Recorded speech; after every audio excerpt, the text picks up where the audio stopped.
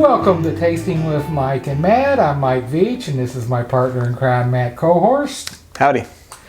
And today we are going to taste the Restoration Rye.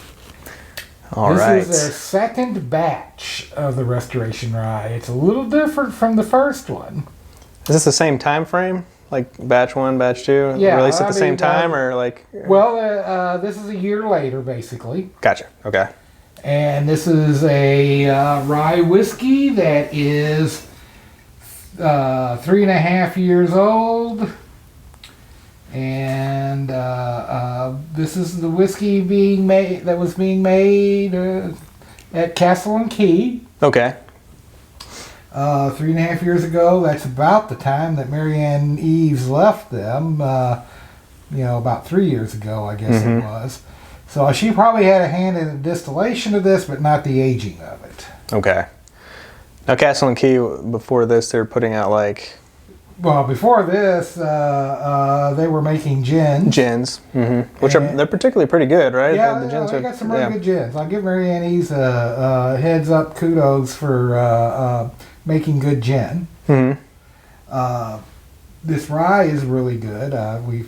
You could probably tell I've opened and tasted this before. I think you were with me when we did this. Yeah, I was.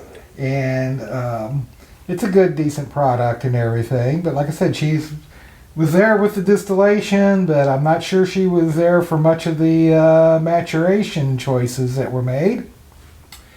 But, Hey, if anybody wants to let us know. Yes. So this is Castle&Key, which was the old Taylor distillery before Prohibition and before up until it closed in the 1970s. Okay. Or 80s. And then wrong in there. And did they just reopen it like a few years ago? It's been a real challenge for them. It's been about 5 or 6 years since the owner bought it.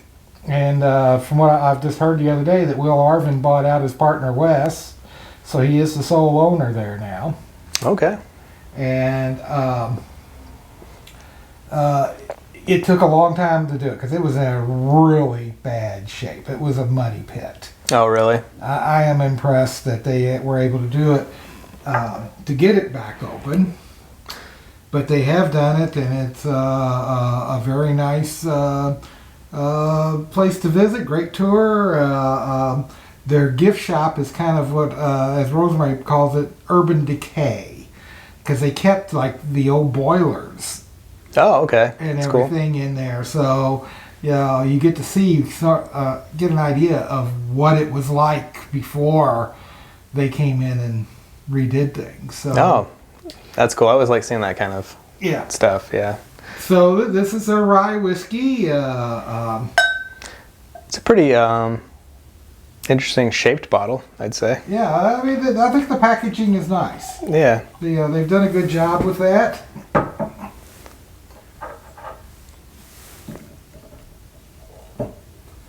So this is for 3.5 years old, that's not too bad. That's a dark straw color, wouldn't you say? Yeah. Oh, yeah. It's a good color. Verging on becoming an amber colored whiskey. So let's nose it. Yeah, I guess I should have said, what's the proof on this? The proof is 104 proof. So this is...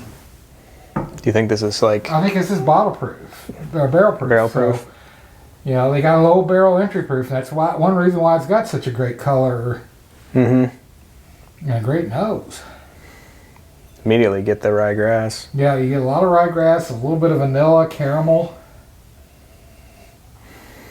Maybe like a hint of citrus on there. Yeah, maybe a hint of citrus. I'm not sure. I'm gonna warm it a little. It's the fall of the year now. Yeah, that's right. Yeah, heat it up to get some of those. Pull out some of those different expressions. Aromas. Oh yeah, that helped. Yeah, for me that really brought out a citrus, like an orange citrus. Caramel, a little citrus. There's something else in there too, like a cardamom or something. Yeah, cardamom. Maybe a little allspice. Yeah, nice complex nose for a 3.5. Then you get that little sweet oak. You don't get that bitter tannic nose, but you get that sweet oak, like sawdust. Sawdust. That is great. Yeah, because that's exactly what I was smelling. Couldn't put my finger on it though. Yeah. So it's sweet oak and not, smoky old oak, tannic oak. Yeah. Yeah. So let's taste it.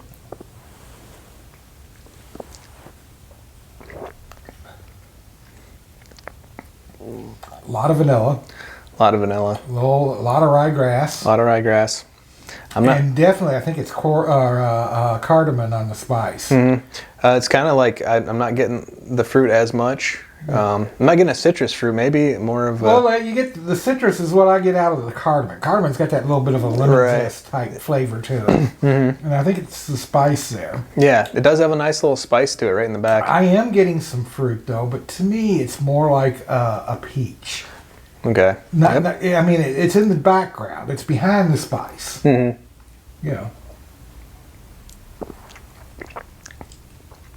I mean, you get the vanilla, you get the rye, you get the cardamom, you get that oak.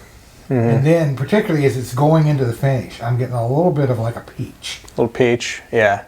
Nice spicy back there as well. And the finish is great. Yeah.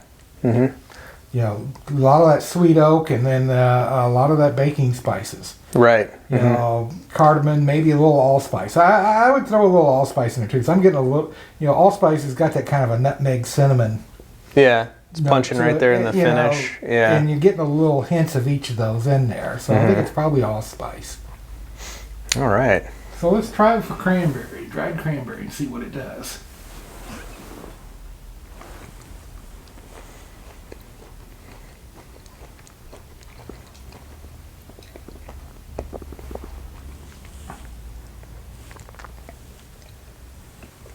Oh, that really enhanced the citrus. I'm getting almost like a tangerine note. Yeah. Almost gave me a little bit of... And the citrus is even going into the finish.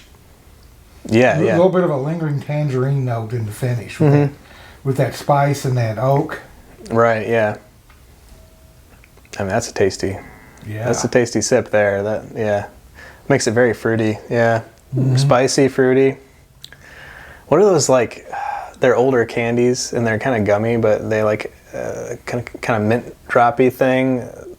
I can't think of the name of them right now, but it's giving me like that vibe. Like a gumdrop type thing. Yeah.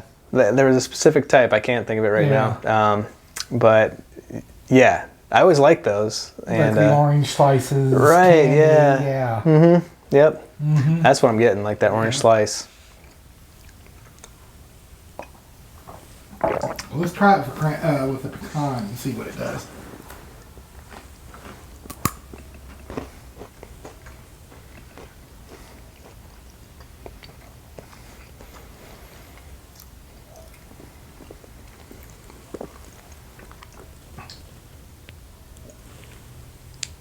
That's interesting.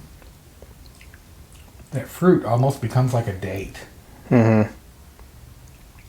It's not as I'm not getting much citrus at all. Like I said, it's more like a date. Maybe a little bit even more like chocolate than a vanilla for me. Yeah. Makes it a little richer, a little chewier. Less spicy. Yeah, for me, you're not getting it. Right. What I am getting is like a more of a oakiness. On the finish, I'm getting a lot of oak and, like you said, like a little lingering chocolate. Very nice. Yeah, and to me, it's more like a milk chocolate. I gotta say, this is one of my, my favorite 3-year-olds, like that I've had. Yeah. I mean, it's really good stuff. Yeah. Just think what it's going to be like in another. I can't wait. Exactly. Next year they come out with a 4.5-year-old or something, then. Yeah, then watch out. That stuff's gonna be great. Yeah. Yeah. Well, I mean, it's on the right path. Good. Yeah, exactly. Now, is this for sale or was this sent to you or? Well, these were this was sent to me. I got this, and actually I got batch 3 as well. Okay. I was just wondering, like, is there any idea on the price tag for anybody that wants to try to purchase one? I am not sure, but I imagine it's probably in the $60 to $70 range. Yeah. Maybe a little bit more.